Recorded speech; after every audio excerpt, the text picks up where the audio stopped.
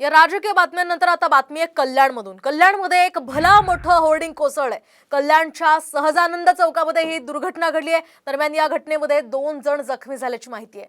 Hoarding कोसळल्यानं अनेक गाड्यांचं नुकसानही झालंय। पालिका आयुक्त इंदुराणी जाखड यांनी घटनास्थळाची पाहणी केली आहे। तसंच होर्डिंग लावताना नियमांचं पालन झालं नसल्यास ठेकेदारावर कारवाई करणार असल्याचाही इशारा आयुक्तांनी दिलाय।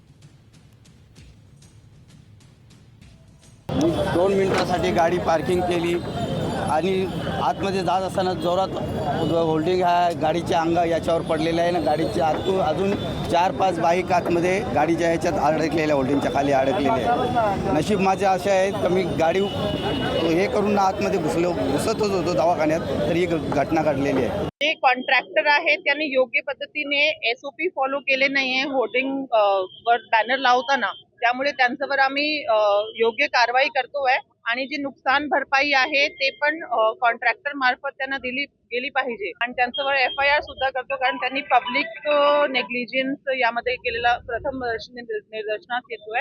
यासोबतच या परिसरामध्ये जे वेगवेगळ्या कंप्लेंट्स आहेत त्यांना पण एक आठवडाभरामध्ये जे होर्डिंगच्या बाबतीतली कंप्लेंट आहे ते निकाली काढण्याचे आदेशित करतो।